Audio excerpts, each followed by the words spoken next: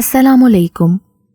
آج کی میری یہ ویڈیو ایک ایسی دوشیزہ کی دلسوز کہانی ہے جس کی زندگی میں دکھ، غم اور آزمائش انہونی خوشیاں لے کر آئے تھے۔ کہانی شروع ہونے سے پہلے اگر آپ میرے چینل پر نیو ہیں تو اردو سینٹر پلس کو سبسکرائب کر کے بیل نوٹیفیکیشن کو آن کر دیں تاکہ آپ کو ملتی رہیں تمام چینل اپڈیٹس۔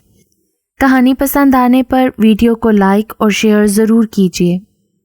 کبھی کبھی وقت اور حالات ایسی کروٹ بدلتے ہیں کہ ایک لمحے میں ہی زندگی کیا سے کیا ہو جاتی ہے۔ صرف ایک شخص کے چلے جانے سے کتنے رشتوں میں دراڑیں آ جاتی ہیں۔ پل میں سب کچھ ختم ہو جاتا ہے۔ رشتے، ناطے، بندھن، تعلق، محبتیں، اس ایک شخص کی نسبت سے وابستہ کتنے رشتے ایک لمحے میں کرچی کرچی ہو جاتے ہیں۔ ان کرچیوں کو اپنے نرم و نازک وجود میں سمیٹے آج عظما کو شدت سے اس اذیت اور تکلیف کا احساس ہو رہا تھا۔ سر پر سفید دوپٹہ، سونی کلائیاں، عمر بھر کا روگ، بیوگی کی اذیت، کیا کم قیامت تھی کہ اس پر تانوں اور کیسے کیسے القابات سے نوازا جا رہا تھا۔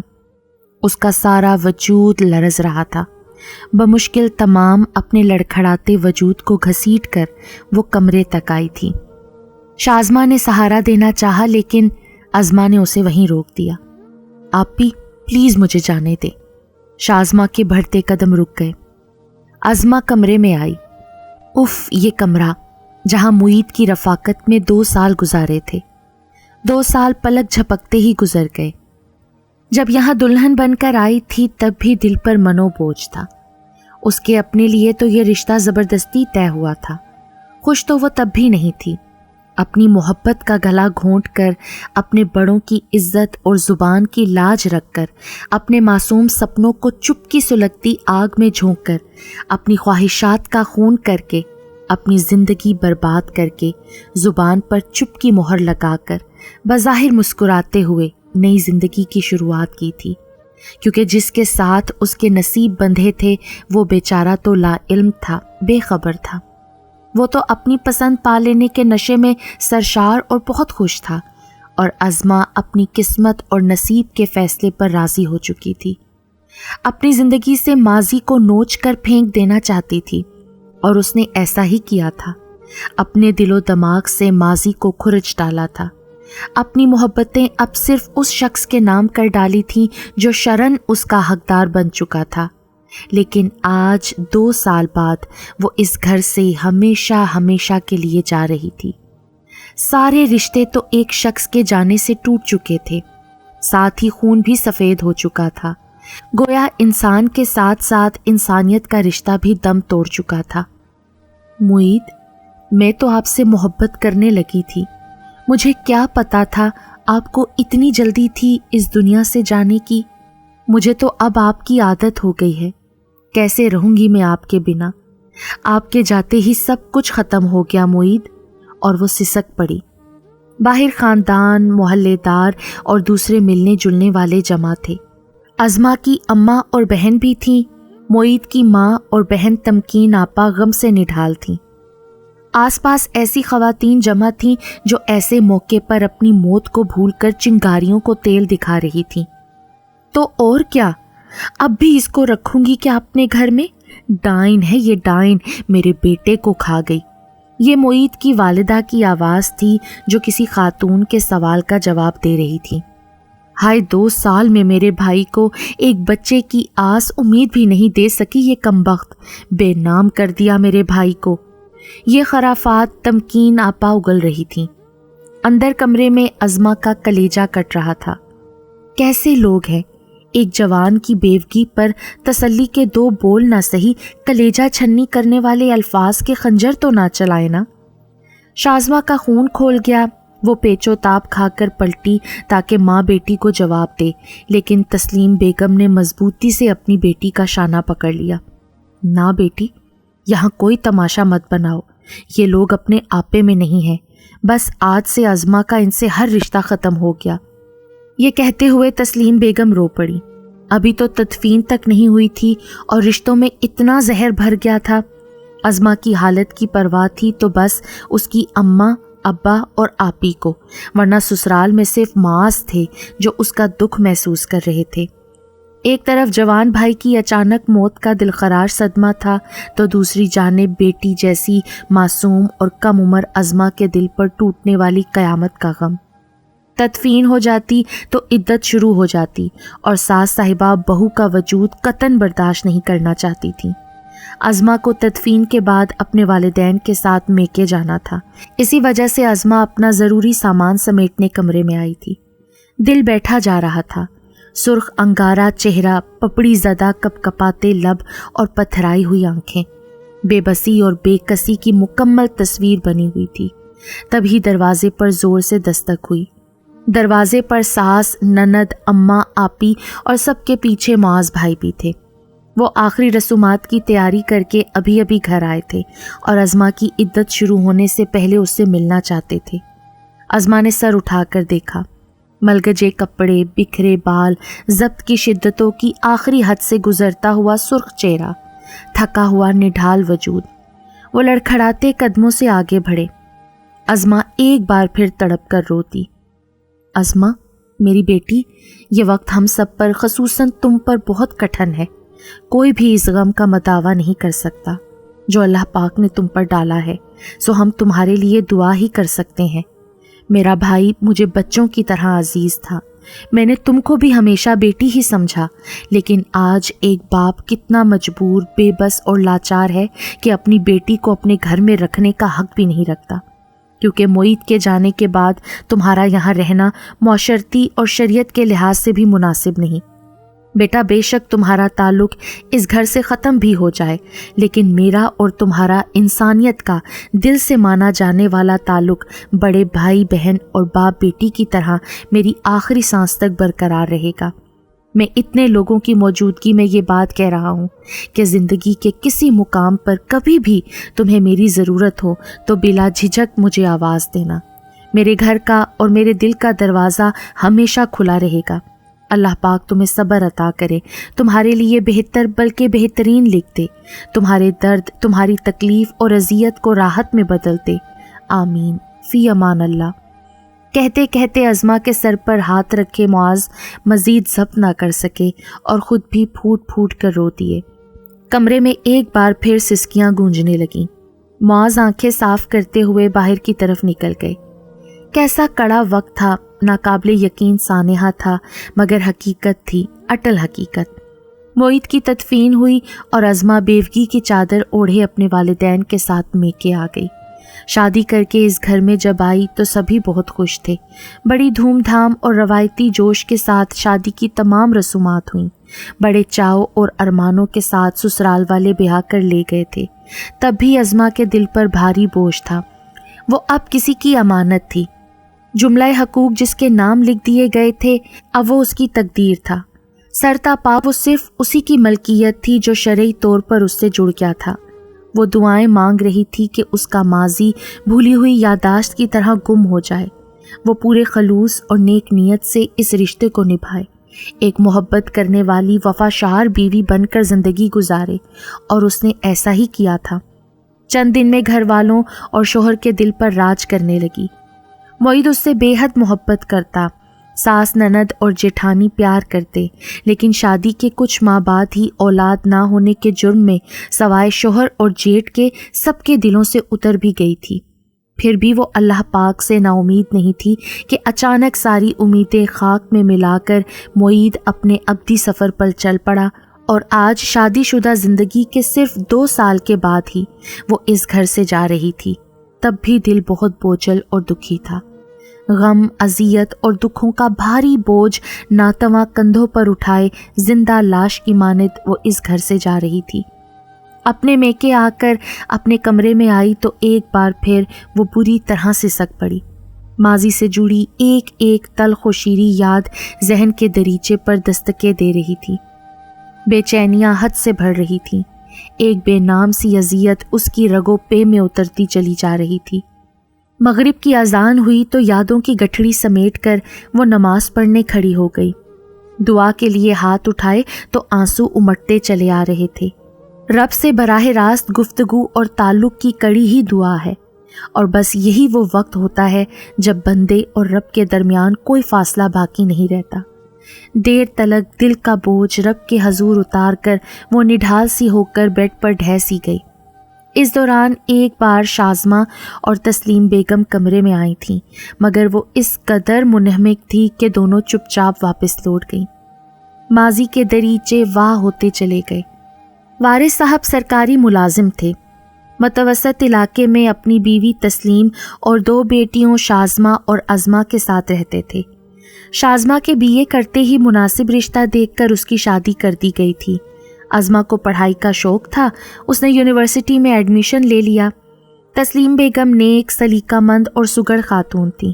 انہوں نے اپنی بیٹیوں کی تربیت بھی انہی اصولوں پر کی تھی۔ شازمہ اپنے سسرال میں بہت خوش تھی۔ وارث صاحب بھی ریٹائر ہو چکے تھے۔ کچھ پیسہ شازمہ کی شادی پر لگا دیا گیا تھا، کچھ پیسہ عظمہ کی شادی کے لیے رکھ دیا گیا تھا۔ وہ صحت کے لحاظ سے اس قابل نہ تھے کہ ریٹائرمنٹ کے بعد کوئی محنت کا کام کرتے، کیونکہ ان کو دل کا عارضہ ہو چکا تھا، اکثر بیمار رہتے تھے۔ بس میاں بیوی کو اب عظمہ کی شادی کی فکر تھی، اور تسلیم بیگم نے کافی لوگوں سے عظمہ کے رشتے کے حوالے سے کہہ بھی رکھا تھا۔ عظمہ یونیورسٹی کی ہونہار طالبہ تھی۔ اکثر لڑکے اس سے دوستی کرنا چاہتے تھے، مگر وہ ایسی لڑکی نہیں تھی۔ اس کا مقصد صرف پڑھائی کرنا تھا۔ یہ اور بات تھی کہ اس کو خود سے سینئر اور دوسرے ڈپارٹمنٹ کا سوبر اور سنجیدہ سا ذہین لڑکا اذہان اچھا لگنے لگا تھا، جو عام لڑکوں کی طرح دل پھینک شو آف کرنے والا اور چھچھورا لڑکا نہیں تھا۔ اذہان کی سنجیدگی اسے دوسرے لڑکوں سے الگ کرتی تھی۔ شاید یہی وجہ تھی کہ عظمہ جیسی چوزی اور سوبر لڑکی کو وہ اچھا لگا تھا۔ اب تو اذہان کا آخری تعلیمی سال تھا، پھر وہ زمانے کی بھیڑ میں گم ہو جاتا۔ عظمہ اپنی پڑھائی مکمل کر لیتی۔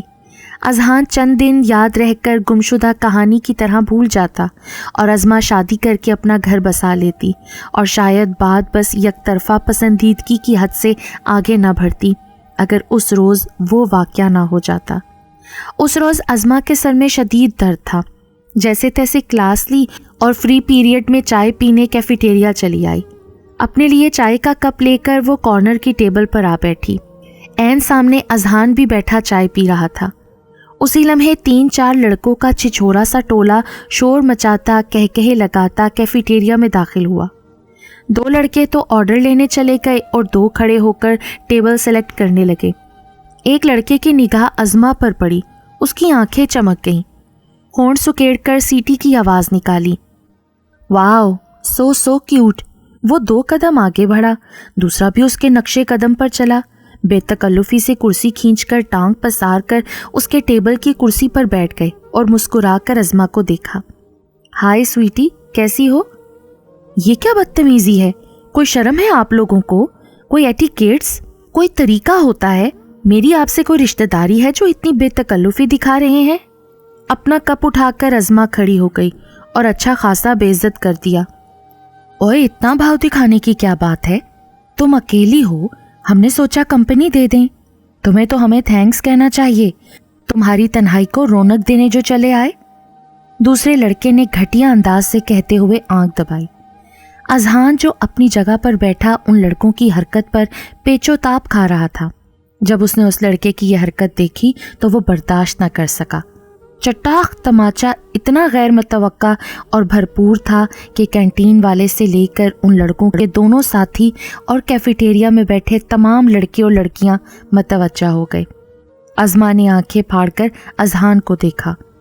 بہت شوق ہے تجھے کمپنی دینے کا، چل آ مجھے کمپنی دے۔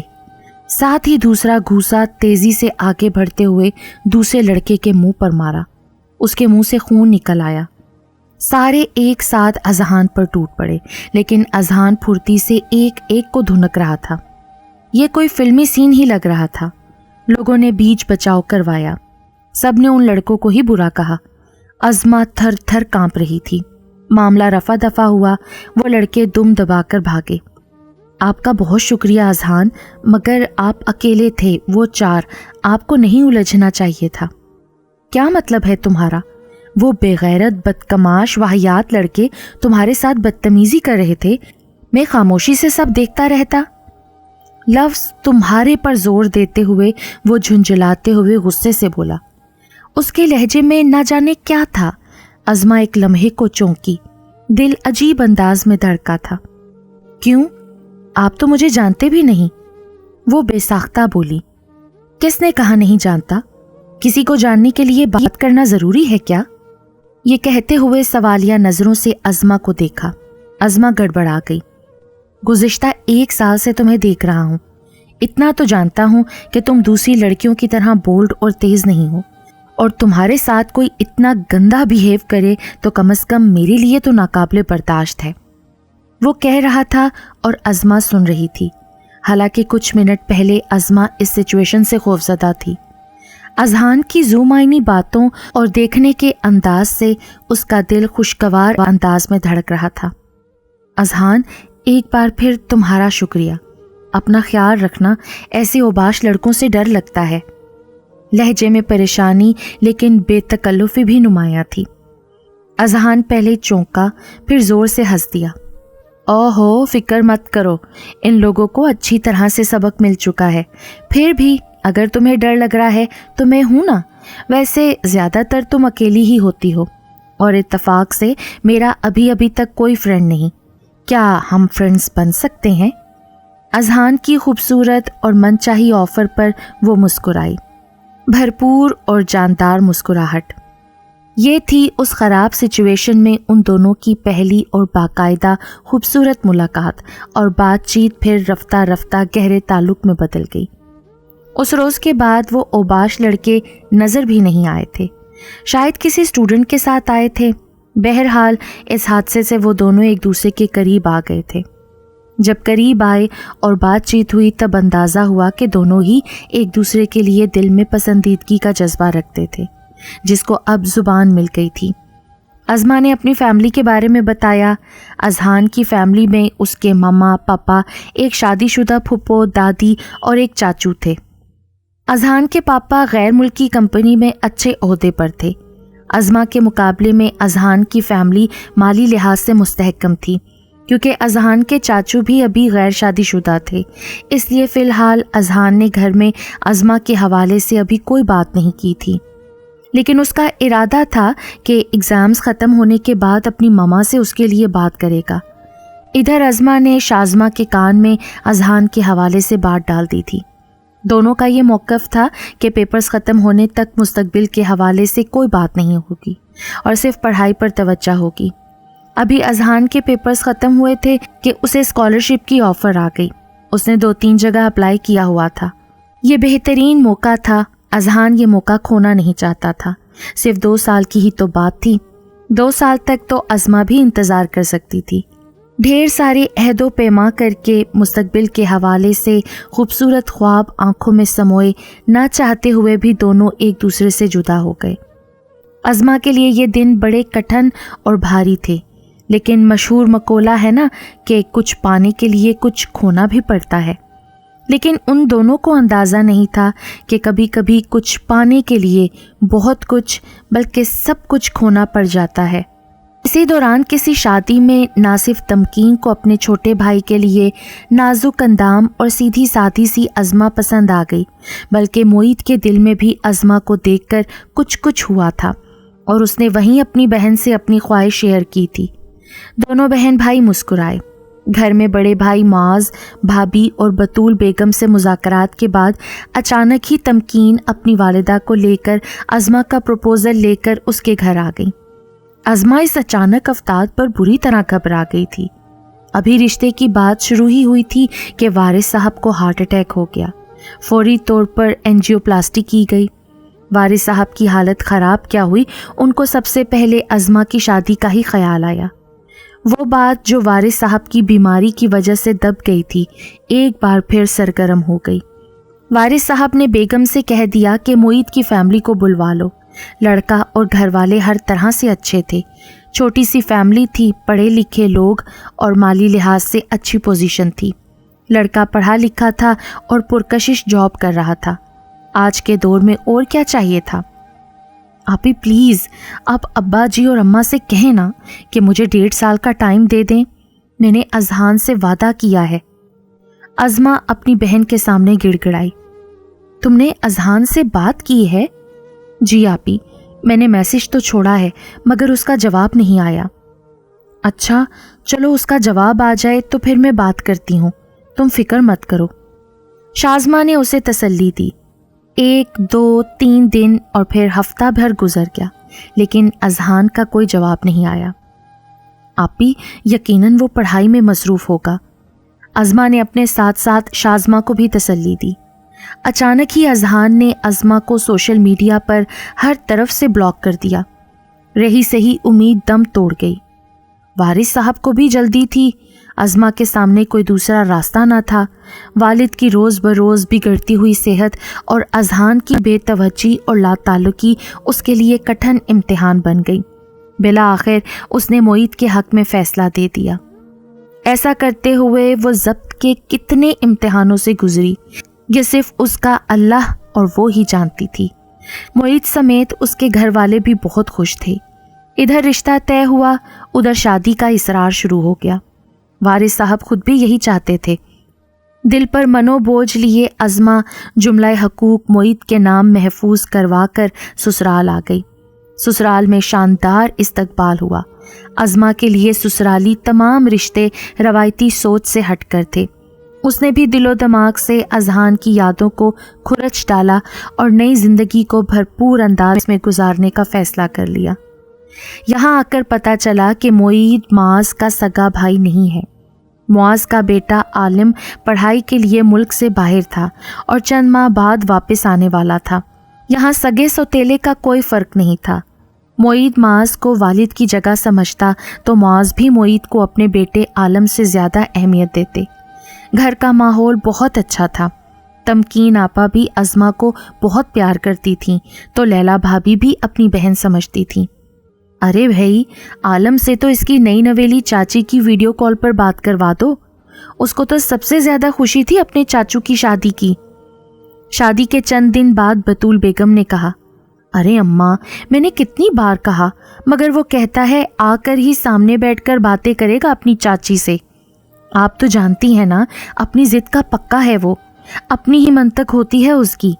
لیلا نے مسکراتے ہوئے کہا، ہاں یہ بات تو ہے، اچھا چلو تھوڑے دن میں تو آ ہی جائے گا نا وہ۔ معاذ نے بھی گفتگو میں حصہ لیا۔ ارے نہیں اماں، اگر ٹائم پر واپس آ جاتا تو ہم شادی جلدی تھوڑی کرتے، اس کے کورس میں تو اضافہ ہو گیا ہے، اس نے پہلے ہی بتا دیا تھا، وہ اس سال نہیں آ رہا، اسی لیے تو ہم نے شادی کر لی اس کے بنا۔ معید کا لہجہ دکھی تھا۔ بس اللہ پاک اسے کامیاب کر دے۔ بطول بیگم بھی دکھی ہو گئی تھی۔ عظمہ کو سب کی باتیں سن کر یہ اندازہ ہو رہا تھا کہ عالم گھر بھر کا لاڈلا ہے۔ عظمہ کو چند دن میں ہی اندازہ ہو گیا تھا کہ معید دھیمے مزاج کا سوبر اور کافی کیئرنگ انسان تھا۔ چند دنوں میں دونوں ایک دوسرے کے بے حد قریب آ گئے تھے۔ دن پر لگا کر اڑتے چلے گئے۔ وارث صاحب کی طبیعت نرم گرم چلتی رہتی، لیکن عظمہ کی شادی کے بعد اسے خوش دیکھ کر اور معید اور اس کی فیملی کے رکھ رکھاؤ اور سلوک سے وہ خاصے پرسکون ہو گئے تھے۔ شادی کا 1 سال تو خیر سے گزر گیا۔ 1 سال گزرتے ہی بطول بیگم اور تمکین کو عظمہ کی طرف سے نئے خدشات ہونے لگے۔ وہ دونوں سے لے کر مختلف ہاسپٹلز بھی چلی گئیں۔ ان دونوں کو سارا قصور اور خرابی عظمہ میں ہی نظر آتی تھی۔ معاذ بھائی، بھابھی لیلا اور بذات خود معید کو بھی کوئی جلدی نہیں تھی۔ سب اللہ ہی کے تو فیصلے پر راضی تھے، مگر یہ ماں بیٹی ہتھیلی پر سرسوں جمانا چاہتی تھیں۔ معاذ نے کئی بار اپنی ماں کو سمجھایا بھی اور صبر اور انتظار کرنے کا کہا۔ اماں آپ لوگ اتنے پریشان، اتنے فکر مند کیوں ہیں؟ کون سا سالوں بیت چکے ہیں؟ اللہ اللہ کر کے سال ہی تو ہوا ہے، آپ اللہ پاک پر بھروسہ رکھیں، کیوں اس بیچاری کی جان ہلکان کر رہی ہیں آپ؟ آخر ایک دن معاذ بھائی نے کہہ ڈالا، ارے واہ، یہ کیا بات ہوئی؟ پورے 14 ماہ ہو چکے ہیں، ہمارے ہاں پورے خاندان میں کسی بھی گھر میں اتنی دیر نہیں ہوئی۔ ادھر شادی ہوئی، ادھر 2 ماہ میں ہی خیر سے خوشخبری مل گئی۔ شادی کی پہلی سالگرہ میں گود میں ننا منا لازمی ہوتا ہے، پر یہاں تو پہلی سالگرہ بھی چپ چپاتے سوکھی سوکھی گزر گئی۔ مجھے تو ہول آتے ہیں کہ کہیں اللہ نہ کرے۔ بطول بیگم نے اپنی بات ادھوری چھوڑ کر سینے کو پیٹ لیا۔ توبہ ہے اماں، اللہ نہ کرے ایسا کچھ ہو، انشاءاللہ جلد خوشخبری ملے گی ہمیں۔ لیلا بھابی بھی بے ساختہ بولی، لیکن بطول بیگم شاکی ہی تھیں۔ دوسری جانب عالم کا آنا ایک بار پھر آگے بڑھ گیا۔ بھلا یہ کیا بات ہوئی؟ آنا نہ ہوا، کھیل تماشا ہو گیا؟ میں تو کہتی ہوں معاذ بیٹا، تم ذرا پتہ کراؤ، کہیں کسی فرنگن نے ہمارے بچے کو پھانس تو نہیں لیا؟ بطول بیگم نے سنا تو بری طرح ہول گئیں اور خدشات لبوں پر آ گئے۔ دادو، مجھے خود سے یہاں جاب کی آفرز آ رہی ہیں، بار بار میں اتنا زیادہ خرچہ کر کے نہیں آ سکتا، مجھے بہت اچھی اپرچونٹی مل رہی ہے، یہ تو میری خوش نصیبی ہے، اسی لیے میں فی الحال نہیں آ سکتا۔ اور ہاں، یہ بات بھی یاد رکھیے گا کہ میں شادی آپ ہی کی پسند سے کروں گا، کوئی فرنگن مجھ پر جادو نہیں کر سکتی، آپ بالکل فکر مت کریں، اور اچھی سی لڑکی دیکھیں، اگلے سال آتے ہی سب سے پہلے شادی کروں گا۔ عالم نے خود دادو سے بات کر کے ان کو مطمئن کیا۔ پھر اچانک ہی معید کی طبیعت خراب رہنے لگی تھی۔ ایک روز تو آفس میں بے ہوش ہو گیا، ہاتھ پیر بے جان ہو گئے، کولیگز ہسپتال لے کر بھاگے، فوری ٹریٹمنٹ سے طبیعت سنبھل گئی، لیکن معید کافی کمزوری محسوس کرنے لگا۔ سارے گھر والے خصوصاً عظمہ اس کی حالت دیکھ کر بہت پریشان ہو گئی۔ کچھ دن ٹھیک گزرے کہ 2-2.5 ماہ بعد پھر ایک دن معید کو چکر آ گئے اور وہ واش روم میں گر گیا۔ غنیمت تھا کہ معاذ بھائی اس وقت گھر پر تھے، وہ بھاگ کر آئے اور معید کو عظمہ کی مدد سے بمشکل واش روم سے نکالا اور ہسپتال لے کر بھاگے۔ ڈاکٹر نے چیک اپ کیا، بار بار چکر آنا کوئی اچھی بات نہ تھی۔ ڈاکٹر نے کچھ ٹیسٹ لکھ کر دیے اور فوری طور پر کروانے کو کہا۔ کچھ رپورٹس جلدی اور کچھ کافی دن بعد ملنے والی تھیں۔ سب کے لیے ہی یہ وقت بڑا کٹن تھا۔ وارث صاحب، تسلیم بیگم، شازمہ اور اس کا شوہر حسام بھی کافی پریشان تھے، کیونکہ معید کی طبیعت روز بروز بگڑ رہی تھی۔ رپورٹس کے مطابق معید کو برین ٹیومر جیسی مہلک بیماری ہو چکی تھی، جو اپنی انتہا کو پہنچ چکی تھی۔ یہ خبر عظمہ اور گھر والوں پر گویا قیامت بن کر ٹوٹی تھی۔ اچھی بھلی پڑھی لکھی اور سمجھدار ہونے کے باوجود بطول بیگم اور تمکین اس بیماری کا ذمہ دار بھی بیچاری عظمہ کو ٹھہرا رہی تھیں۔ ایک تو عظمہ پہلے ہی اس خبر سے غم سے نڈھال تھی، اوپر سے ساس اور نند کی باتیں بے حد تکلیف اور دل دکھانے والی ہوتی۔ اللہ کی طرف سے آنے والی آزمائش پر عظمہ راضی تھی، لیکن ساس اور نند الفاظ کے نشتر لگا لگا کر ادھمری عظمہ کو پل پل مار رہے تھے۔ اسی طرح کچھ ماہ اور گزر گئے، معید کی حالت بگڑ رہی تھی۔ عالم کو بھی بتا دیا گیا۔ عالم کے لیے یہ خبر ناقابل یقین تھی۔ وہ شاکڈ ہو کر رہ گیا اور فوراً ہی رخت سفر باندھا۔ اسے اپنے چاچو سے بہت لگاؤ اور بہت محبت تھی۔ وہ سوچ بھی نہیں سکتا تھا کہ معید اس طرح روز بروز موت کے قریب ہوتا جا رہا ہے۔ وہ اڑ کر پاکستان پہنچنا چاہتا تھا، لیکن یوں اچانک سے سب کچھ چھوڑ کر آنا بھی اتنا آسان نہ تھا۔ ادھر معید کی حالت بھی کافی خراب تھی، عظمہ کی حالت ابتر تھی۔ اس کا محبوب شوہر، جس کی رفاقت میں صرف 2 ہی سال گزارے تھے، وہ روز بروز موت سے قریب ہو رہا تھا۔ کتنا سخت، کتنا کٹھن اور اذیت ناک تھا وہ وقت، اور ایک رات پھر معید نے چپکے سے ہمیشہ ہمیشہ کے لیے اپنی آنکھیں موند لیں اور زندگی اور موت کے درمیان انتہائی تکلیف دہ سفر سے گزرتے ہوئے موت کو گلے لگا کر ہمیشہ ہمیشہ کے لیے پرسکون نیند کی آغوش میں چلا گیا۔ اتنی جوان موت، اتنا گہرا صدمہ، ماں، بھائی، بہن کے ساتھ ساتھ عظمہ کے لیے بھی ناقابل برداشت تو تھا ہی۔ ساتھ ہی دیار غیر سے واپسی کی اڑان بھرنے کے باوجود بھی اپنے جان سے پیارے چاچو کا آخری دیدار تک نصیب نہ ہونے پر تنہے تنہا عالم پچھاڑے کھا رہا تھا۔ جب وہ پاکستان سے گیا تھا تو معید کیسا پیارا، کڑیل اور صحت مند انسان تھا، اور 2 سال کے قلیل عرصے میں کیا سے کیا ہو گیا تھا۔ بہرحال ہونی کو کون ٹال سکتا ہے۔ عظمہ ایک بار پھر میکے کی دہلیز پر آ بیٹھی تھی۔ عدت کے دن گزر رہے تھے۔ بیوی کے لیے عدت اپنے شوہر کا سب سے آخری حق ہے۔ جو بیوی کئی سال اپنے شوہر کی رفاقت کے نام پر گزارتی ہے، اس کے لیے عدت کے نام پر 4 ماہ 10 دن کوئی اہمیت نہیں رکھتے، لیکن عدت کے دنوں کی تنہائی، اذیت اور بیتے دنوں کی یادیں بیوی کو پل پل تڑپاتی ہیں، کچوکے لگاتی ہیں۔ یہی حال عظمہ کا تھا۔ شازمہ اور تسلیم بیگم سائے کی طرح اس کے ساتھ رہتی، اس کا بے حد خیال رکھتی، ससुराल से वाहिद लैला भाभी थीं जो कभी आ जाती तो दोनों गले मिलकर खूब आंसू बहा लेती। रूखे फीके बेरंग और उदासी के गुलाफ में लिपटी जिंदगी धीरे धीरे सिरक रही थी।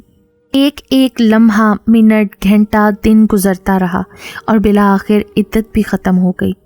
उस रोज़ शाज़मा ज़बरदस्ती अज़मा को लेकर बाज़ार गई थी। अज़मा बिल्कुल चुप और कमज़ोर सी हो गई थी। कुछ देर ठंडी हवा और खुली फ़िज़ा में निकली तो तबीयत पर मस्बत असर पड़ा। जो रब ने उसके नसीब में लिखा था वो तो होना था। बहनोई हसाम और बहन शाज़मा के समझाने पर अज़मा ने अपने बूढ़े और बीमार बाप को देखा, कमज़ोर माँ की जानिब देखा। तब एहसास हुआ कोई भी इंसान जब किसी सख्त और तकलीफ़देह इम्तिहान से गुज़रता है तो उसके सामने जीने का, अपनी ज़िंदगी का कोई मकसद बाकी नहीं रहता।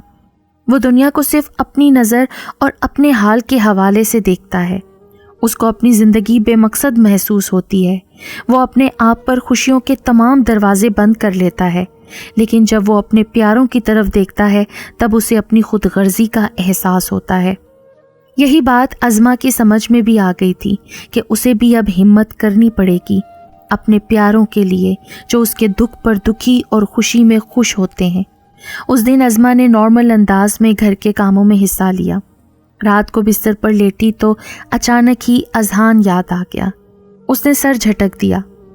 अज़हान के तसव्वुर के साथ ही उसकी सर्द महरी और मनफी रवैया भी याद आ गया। उसने सोच लिया कि अब सिर्फ और सिर्फ अपने अब्बा और अम्मा के लिए जीना है। दूसरे दिन शाम के वक्त सब घर वाले सहन में बैठे थे। आज कितने दिनों बाद अज़मा ने शाम की चाय बनाई थी, साथ ही अम्मी अब्बू की पसंद का सूजी का हलवा और बहन बहनोई के लिए समोसे और पकोड़े बनाए थे। तभी दरवाजे पर दस्तक हुई। हसाम भाई ने दरवाज़ा खोला तो सामने ही माज भाई और लैला भाभी, बतूल बेगम और तमकीन आपा खड़े थे। 2 दिन पहले इद्दत ख़त्म हुई थी तो यकीनन इसीलिए मिलने आए थे। उन सबको देखकर अज़मा का दिल भर आया। वो उठी और तेज़ी से आगे बढ़कर बतूल बेगम के गले रखकर रोने लगी। खिलाफ़े तवक्का बतूल बेगम ने अज़मा के माथे पर प्यार किया, उसके आंसू अपने हाथ से साफ़ किए। ना मेरी बच्ची, रोते नहीं, हमें माफ़ कर दो, हम अपनी सोच पर बहुत शर्मिंदा हैं। अल्लाह पाक तेरे लिए खैर के दरवाज़े खोले। नहीं अम्मा, प्लीज़ आप मुझे शर्मिंदा ना करें। अज़मा ने तड़प कर उनके हाथ आंखों से लगाए। ननद तमकीन आपा, लैला भाभी, फिर मुआज़ भाई ने सर पर हाथ रखा तो एक बार फिर आंसू उमड़ आए। सबको शाज़मा और तस्लीम बेगम ने बिठाया। अज़मा के लिए वो लोग कपड़े वगैरह लाए थे। शाज़मा बेटी, सबके लिए चाय बना लाओ, अम्मी ने शाज़मा की तरफ देखकर कहा। 1 मिनट तस्लीम आंटी, पहले आप मेरी कुछ बातें सुन लें, खाना पीना बाद में चलता रहेगा। मुआज़ भाई असल मुद्दे पर आए और वारिस साहब की तरफ देखा।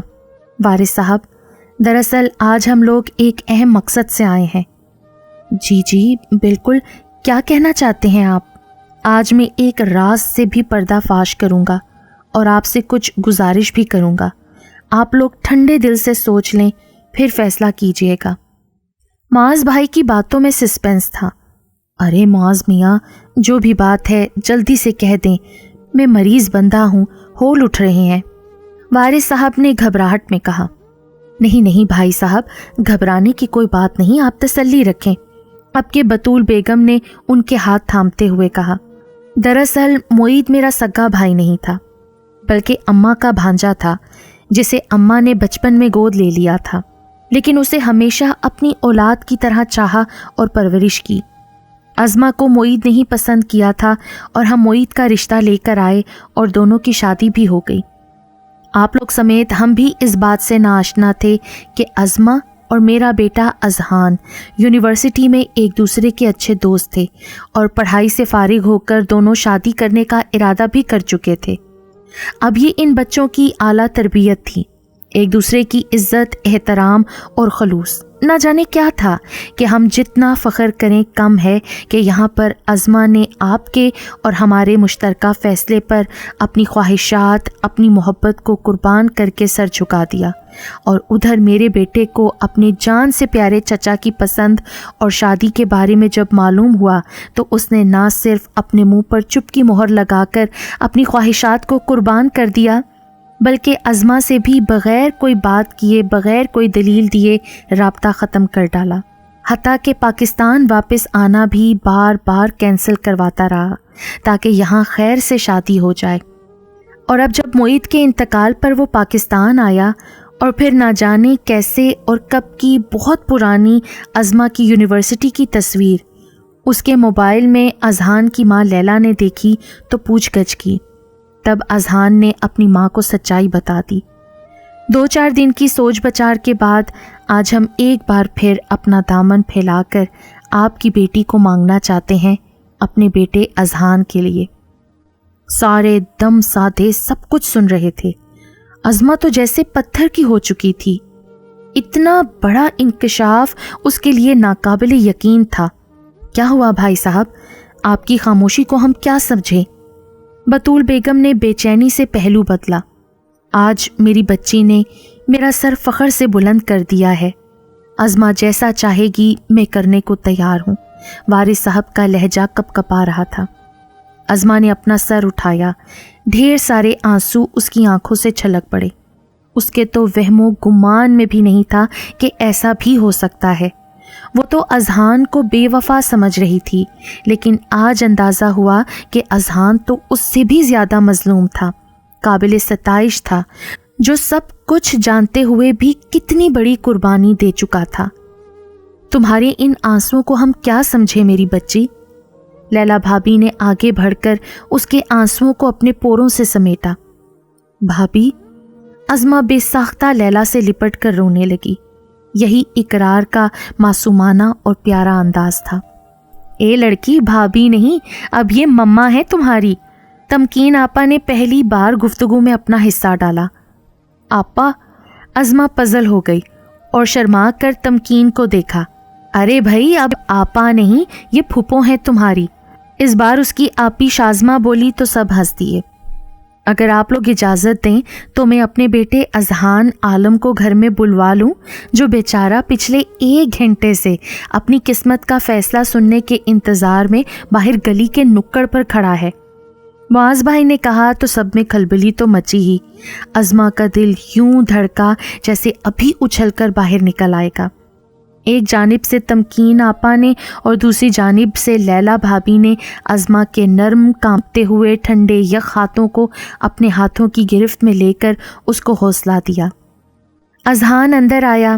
اس کے چہرے پر بھی جاندار مسکراہٹ تھی۔ ازما کے چہرے پر تو لالی پھیل گئی تھی۔ اچانک ہی گھر میں خوشگوار ہنگامہ جاگ اٹھا تھا۔ واقعی اللہ پاک کے فیصلے وہی جانتا ہے۔ اذہان وارفتگی سے ازما کو اور ازما بے ساختگی سے اذہان کو دیکھ رہی تھی۔ میرا خیال ہے کہ ہم لوگ یہاں بیٹھ کر چائے، حلوے اور پکوڑوں سے انصاف کرتے ہیں، اور اگر آپ لوگوں کی اجازت ہو تو ہمارے یہ دونوں بچے چھت پر جا کر کچھ دیر آپس میں باتیں نہ کر لیں۔ معاذ بھائی نے دونوں کی بے چینی بھانپ کر کہا تو وارث صاحب اور تسلیم بیگم نے اس بات میں سر ہلا کر اجازت دی۔ ازما اور اذہان سیڑھیوں کی جانب بڑھ گئے۔ آج اذہان کے ساتھ قدم بقدم چلتے ہوئے ازما کے اندر ڈھیروں سکون اور اطمینان اتر آیا تھا۔ سچ ہے کہ ہر رات کے بعد سویرا اور اندھیرے کے بعد اجالا ضرور ہوتا ہے۔ اللہ پاک نے ہر غم کے پیچھے ایسی خوشی رکھی ہوتی ہے جو انسان کے وہم و گمان میں بھی نہیں ہوتی۔ کبھی کبھی انسان کی زندگی میں انہونی بھی انہونے انداز سے ہو جاتی ہے۔ یہی زندگی کے کھیل ہیں اور اسی کا نام زندگی ہے۔